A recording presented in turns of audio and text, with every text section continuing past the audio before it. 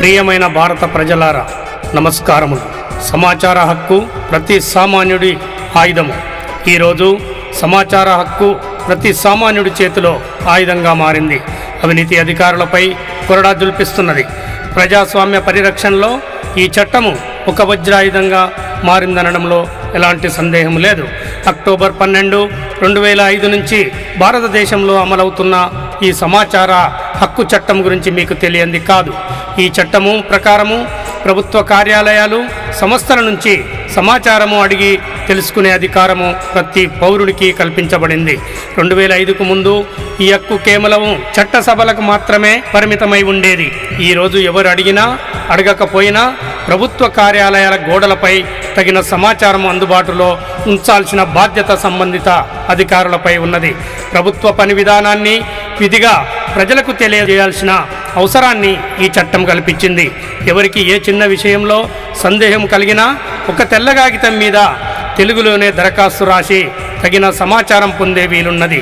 ఇలాంటి ఎన్నో విషయాలకు సంబంధించి ఈ చట్టంపై మరింత ప్రజలకు అవగాహన కల్పించడం కొరకు సమాచార హక్కు సంరక్షణ సమితిని స్థాపించి సామాజిక చైతన్యాన్ని పెంపొందించడం కోసం నా వంతు ప్రయత్నం మొదలుపెట్టినాను. ఇందులో భాగంగానే పెద్దలు, సామాజిక అనుభవశీలి, విద్యావేత్త వైద్యము వెంకటేశ్వర్లు మరియు డోకూరి రామకృష్ణారెడ్డి, బివి శేషగిరి గారుల వంటి సుప్రీంకోర్టు, హైకోర్టు న్యాయవాదుల సారథ్యంలో వారి సలహాలు, సూచనల మేరకు వివిధ కార్యక్రమాలని రూపొందించడం జరిగింది. సంరక్షణ సమితి ప్రధాన లక్ష్యమైన ఉచిత విద్య, ఉచిత వైద్యం దేశమంతటా అందించాలని, పారదర్శక పాలన కొరకు ప్రభుత్వాలను నిలదీసే విధంగా ప్రజల్లో చైతన్యం తీసుకురావాల్సిన అవసరాన్ని గుర్తించి వినూత్న కార్యక్రమాలతో ముందుకు సాగాలని నిర్ణయించడం జరిగింది. ప్రతి పౌరుడు విధిగా వారి ఓటు హక్కును వినియోగించుకునే విధంగా ఓటు హక్కు విషయమై ఎన్నికల ఖర్చు, రాజకీయ ప్రలోభాల వంటి విషయాల్లోనూ ప్రజల్లో అవగాహన కల్పించే కార్యక్రమాలను చేపట్టడం జరుగుతుంది.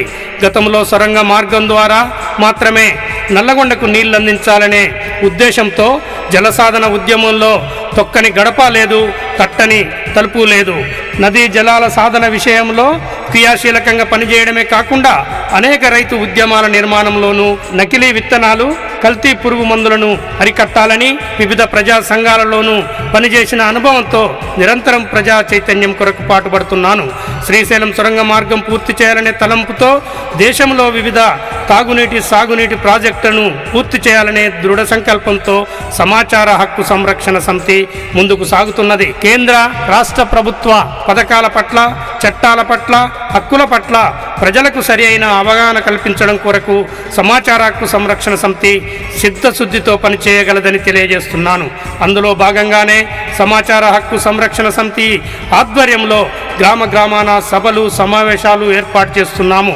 గల్లీ నుండి దేశ రాజధాని ఢిల్లీతో పాటు ఇతర రాష్ట్రాలలోనూ కార్యక్రమాలు చేపడుతున్నాము. దీనికి సంబంధించి తనదైన శైలిలో తన మాటల ద్వారా ఉత్తేజాన్ని కలిగిస్తున్న సమాచార హక్కు సంరక్షణ సమితి జాతీయ అధ్యక్షుడు వైద్యం వెంకటేశ్వర్లు గారు మరియు అడిగిన వెంటనే పాటను అందించిన కవి, గాయకుడు, మిత్రుడు, తెలంగాణ ఉద్యమకారుడు అంబటి వెంకన్నకు ప్రత్యేక ధన్యవాదాలు. అదేవిధంగా సమాచార హక్కు సంరక్షణ సమితి వివిధ స్థాయిలలోని బాధ్యులకు, ఇతర రాష్ట్రాల ప్రతినిధులకు పేరు పేరున కృతజ్ఞతాభివందనాలు తెలియజేస్తూ మీ బండమీది అంజయ్య, సమాచార హక్కు సంరక్షణ సమితి రాష్ట్ర అధ్యక్షుడు, తెలంగాణ. వర్ధిల్లాలి సమాచార హక్కు సంరక్షణ సమితి. జై తెలంగాణ.